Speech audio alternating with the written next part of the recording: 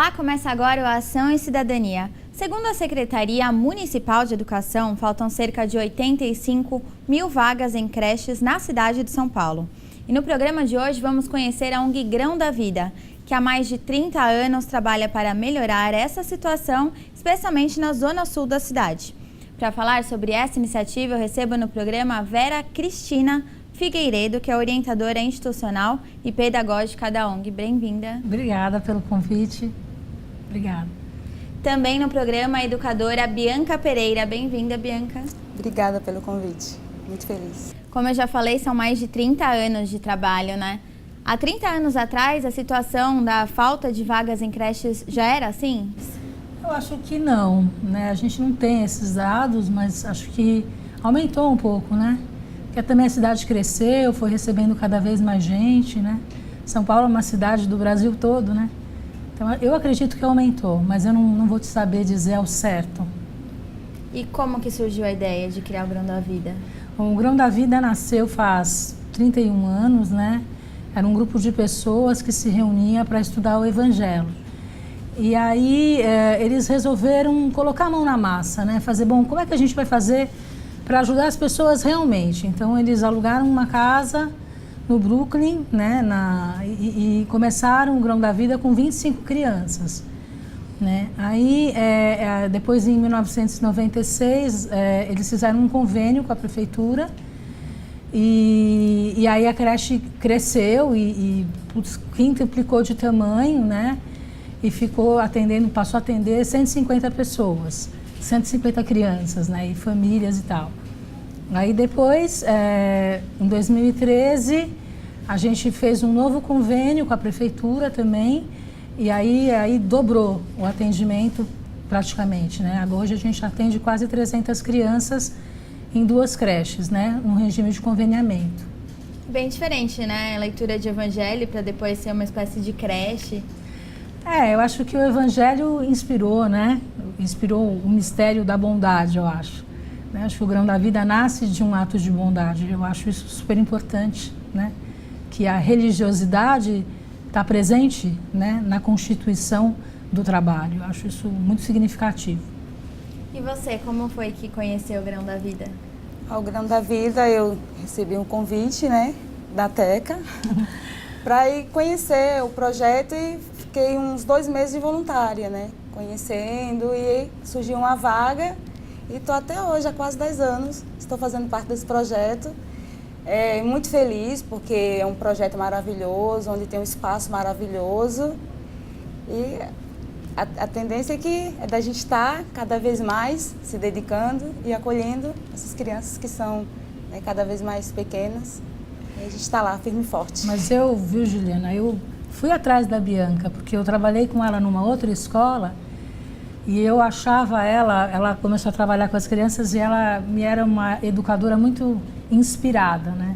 E ela estava trabalhando no comércio e eu fui atrás dela, busquei ela mesmo para ela trabalhar como educadora no projeto.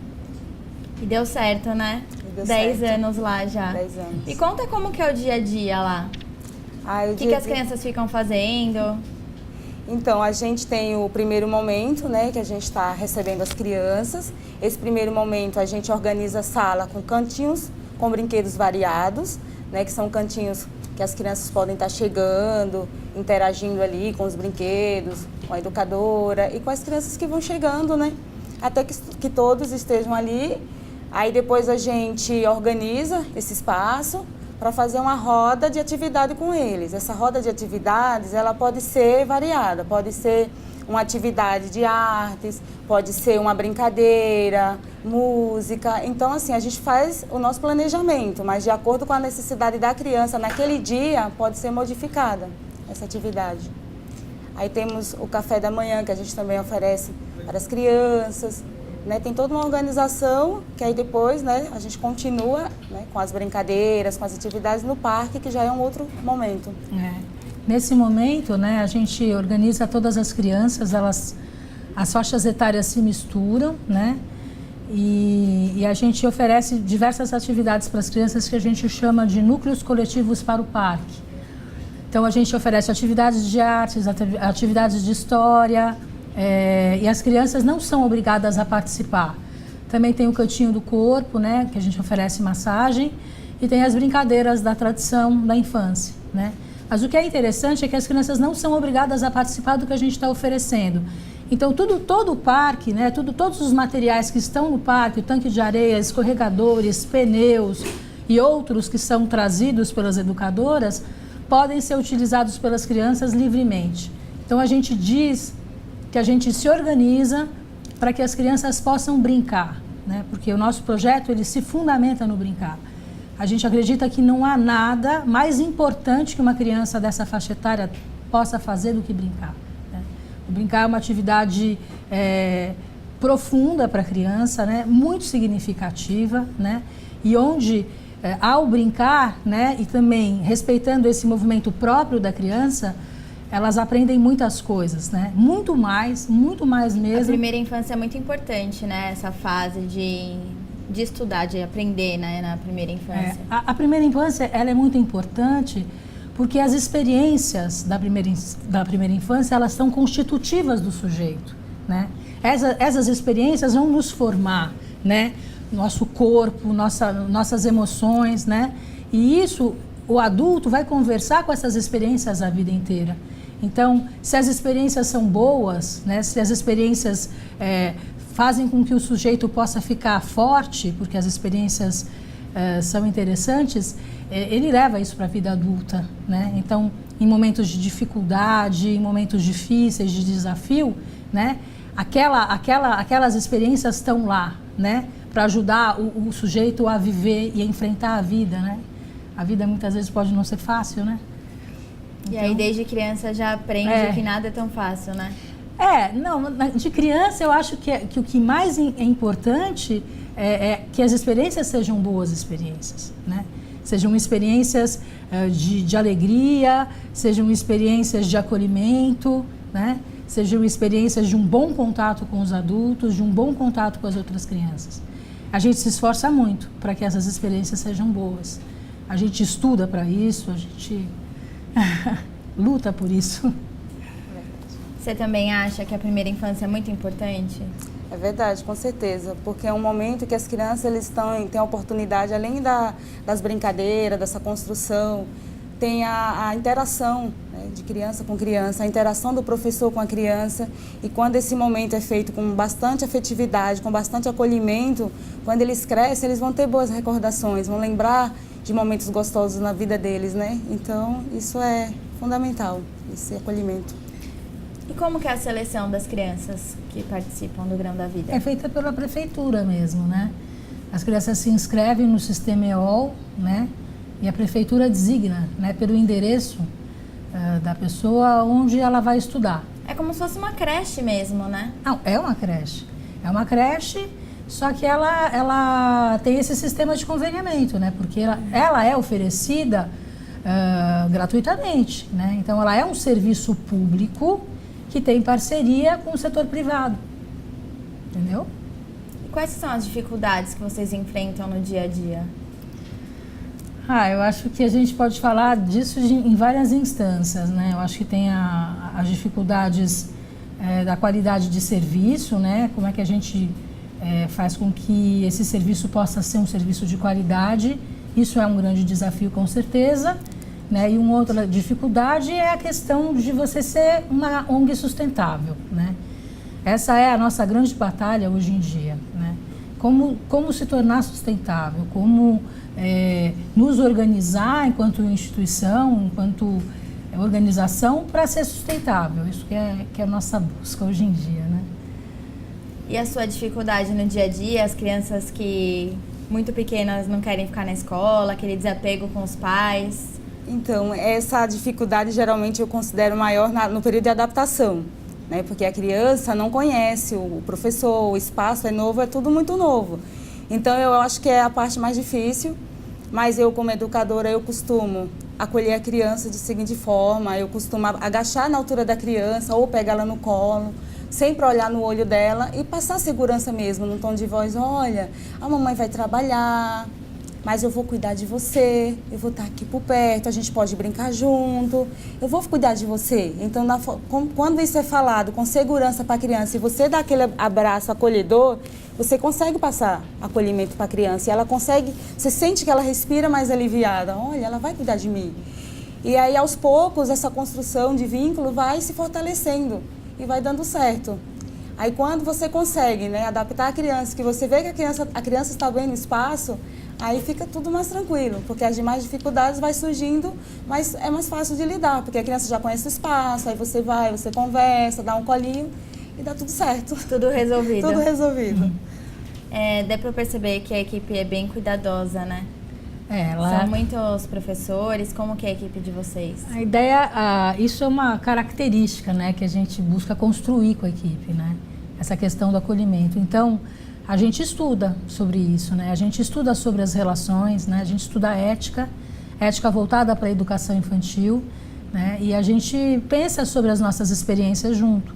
Então, esse momento de formação, ele é fundamental por isso, porque a gente para refletir sobre a nossa própria experiência e a gente ainda acompanha essas reflexões com um referencial teórico, né?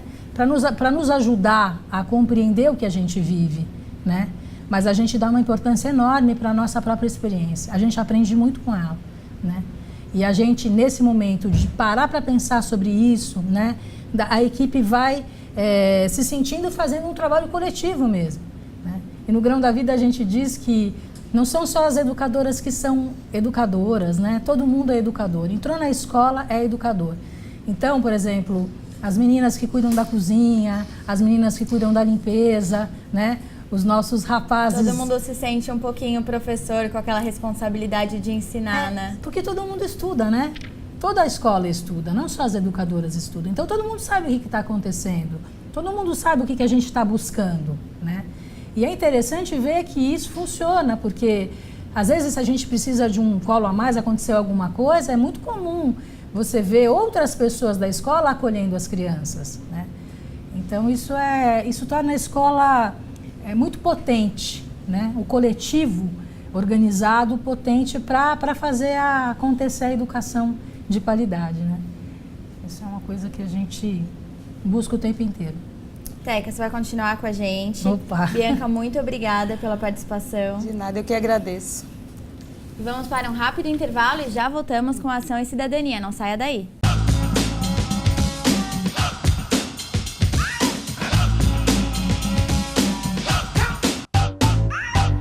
Estamos de volta com a Ação e Cidadania hoje sobre o projeto Grão da Vida. Eu continuo na companhia da Vera Cristina Figueiredo, orientadora institucional e pedagógica da ONG. E neste bloco recebo a Elaine Cristina de Freitas, que é mãe da Lorena. Bem-vinda, Elaine. Obrigada, eu que agradeço. Como você conheceu o Grão da Vida? Foi muito difícil a adaptação da Lorena lá? Então, a Lorena é minha primeira filha, né? E eu conheci o Grão da Vida através do meu irmão. O filho dele já estudava lá. Eu trabalho numa região carente da Zona Sul, né? Onde as creches são bem lotadas. E no começo eu fiquei apreensiva de colocar minha filha em uma creche próxima ao meu trabalho, devido à lotação, né? Então, meu irmão sempre falou muito bem da creche, né? E eu fui conhecer. Então, quando ela tinha 2 meses de nascida, eu fui, fiz a inscrição. E aí, com 10 meses, eles já chamaram, né? E aí, quando começou o ano, eu fui para adaptação. Primeiro dia, um ambiente super acolhedor, muito bonito. Assim, a sala totalmente feita e elaborada para eles, né? Então, assim, eu quebrei aquele medo que eu tinha. Primeira filha, né? Deixar com pessoas que eu não conheço. O desapego é difícil, né? Muito. E aí a gente entrou, participou da roda com eles lá, as professoras com carinho imenso. E aí eu fui ficando mais calma. Ficamos um período, depois a gente fica sem eles para ver como que eles vão ficar. E aí, no meu caso, foram só 2 dias. Ela já se adaptou super bem. Eu também me adaptei, porque a gente também tem que se adaptar, né? E foi super tranquilo. Gostei muito e gosto muito, né, da creche. E Teca, geralmente com qual idade as crianças vão para lá? Olha, varia muito. Tem crianças que entram no B1, né? Como foi o caso da Lorena, né? Mas podem entrar um pouquinho mais velhas. B1 é a partir de 10 meses, mais Não, ou menos? B1 é a partir de 4 meses. 4 meses. 4 meses. Que é quando geralmente acaba a licença maternidade, né? Exatamente. Então, eles podem entrar com 4 meses, né? Mas eles podem entrar mais velhos. Com 1, 2, 3 anos, até 3 anos a gente recebe. E aí né? as crianças ficam até 3 anos e 11 meses. Só apenas até 3 anos e 11 meses. E aí a Lorena já tem 3 anos, né? Pra onde que ela vai depois? Então, meu coração tá na mão, né? Porque eu queria que minha filha ficasse lá mais um pouco e por causa de dias ela não vai ficar, né? E ela vai pro EMEI e provavelmente eu vou ter que pagar uma escola particular após o período do EMEI, porque o EMEI são poucas horas. E como eu trabalho o período integral... Pra complementar o período, né? Isso, eu trabalho o período integral, então eu vou ter que fazer todo esse processo, né? Pagar uma pessoa ou uma escola para ela ficar, né? Após o período do EMEI, porque eu não tenho condição de estar ficando com ela mesmo. E o EMEI recebe crianças de que idade, até quando elas ficam lá e quando que elas vão para o primeiro ano? Então, o EMEI recebe crianças de 4 a 5 anos e as crianças vão para o primeiro ano com 6 anos, né? Então, elas vão do EMEI para a EMF. E aí, iniciam no primeiro ano e por lá ficam. E Teca, é comum a participação da família, assim como a Elaine? É bem comum essa participação? Ou tem pais que deixam lá e não tem tanto contato? Olha, a nossa escola, né, nossa creche, nossas 2 creches, a gente busca muito essa participação dos pais. Como que a gente faz isso, né? Quando os pais chegam na escola, no período de adaptação, eles vivem a adaptação junto. Então, até a criança realmente construir o vínculo com a gente, o pai está lá dentro.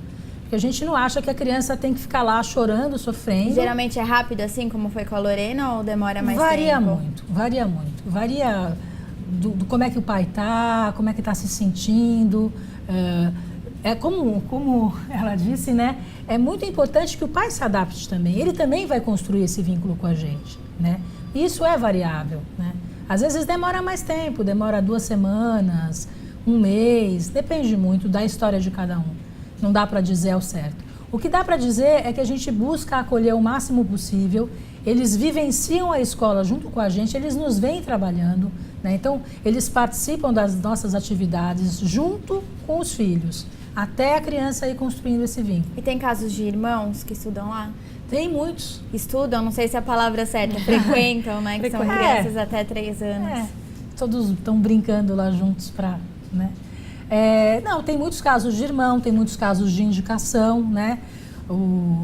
A gente é muito indicado na região, né? A gente fica super feliz com esse retorno, né, dos pais, né? A gente tem uma boa aceitação e tal. Então, a gente tem uma proximidade. Primeiro no período de adaptação. Depois, nas reuniões de pais, os pais, no nosso caso também, eles entram para buscar a criança na escola e eles entram para deixá-la também. Então, não é do portão para fora, eu deixo e alguém recebe e aí a criança é encaminhada ao professor. Não, isso não acontece. Então, a mãe conversa com a educadora ou com as educadoras que estão com o filho dela, que são a educadora de referência do filho dela. Então, isso é muito importante, né? E nas reuniões de pais eles também participam, em eventos que a gente proporciona, né? Por exemplo, a festa junina, às vezes a gente faz alguma coisa relacionada aos dias dos pais e tal. Então, a gente busca muito essa participação. Qualquer pai que chegar na escola, na hora que ele entrar, ele toca a campainha e a gente deixa ele entrar na escola. Né? Às vezes eles não avisam, tem algum problema, eles podem entrar. A gente não proíbe a entrada de ninguém na escola. Né? Então, eu acho que tudo isso, essas nossas ações, vão criando esse vínculo com as famílias e essa confiança. E por isso, na hora da adaptação, fica mais tranquilo para todo mundo, né? Porque é um sofrimento muito grande mesmo, como você mesmo estava dizendo, né? Essa coisa de, puxa vida, eu vou deixar meu filho aqui, né? Como é que vai ser? Eu acho que a principal dificuldade é o tempo mesmo, né? 4 meses, 10 meses, esse desapego deve ser bem difícil. Mas eu acredito que quanto menor, eu acho que é mais fácil a adaptação. Porque Eles têm discernimento, né? Mas eu acho que a criança com a idade maior, que é o caso que às vezes entram criança na creche com 3 anos. Então ele já tem aquele 3 anos ali de vínculo com a mãe. Então para separar é mais difícil. No meu caso com 10 meses, né? Foi mais tranquilo. Mas os pais têm que dar essa segurança também para a criança, né? Olha, no caso da minha, às vezes passa o final de semana, quando chega na segunda ela chora. Mas a gente sempre está explicando, eu vou trabalhar, eu volto para te buscar. E as educadoras já abraçam, já sentam com a criança, conversa e rápido eles param de chorar. É muito bom. O desenvolvimento deles é muito bom. Os pais precisam ter um emprego para conseguir matricular a criança lá ou não tem essa exigência? Não existe essa exigência. Qualquer um tem esse direito, né? Qualquer mãe, qualquer pai, qualquer família, né? Então é um serviço que é oferecido público, né? À comunidade mesmo, que necessita desse serviço. Como que é a estrutura de vocês, Teca? É uma estrutura pequena, na verdade, né? Porque o que é grande mesmo são as escolas, né? A estrutura que a gente tem administrativa é bem pequenininha, não é grande ainda, assim. Né? Aí a gente 50 crianças, né? Mas o que tem que ser grande em termos de espaço físico são as escolas, né? Porque a gente não trabalha sem parque. O parque para a gente é a sala de aula, então assim, a grande estrutura física são as escolas, né? As escolas da prefeitura são espaços físicos muito generosos. Tem muita árvore, tem espaço para as crianças brincarem. Eu jamais faria um projeto que não tivesse um espaço físico de parque bom, porque aí nosso projeto não existe. A gente precisa desse instrumento para trabalhar, né? Por isso que a gente consegue tantas coisas, né? Porque quando a gente começou com isso, as crianças passaram a ficar muito mais tranquilas, a se bater muito menos, a se morder muito menos. As educadoras se referiram ao próprio trabalho como muito mais tranquilo também. Então, a ideia, né, a coisa de colocar as crianças para brincar no parque não foi algo que surtiu poucos efeitos, não, muito pelo contrário, né? Ela influenciou toda a escola, ela influenciou a nossa instituição como um todo, né? E a inspiração da gente para que a escola funcione assim vem de uma escola brasileira, de um projeto que chama Casa Redonda, né? Que são Casa Redonda e o pessoal do Brincante também, né? Que são educadoras mais velhas e tal, com mais experiência, que tem o brincar como fundamento do próprio trabalho. Foi isso que nos inspirou, né?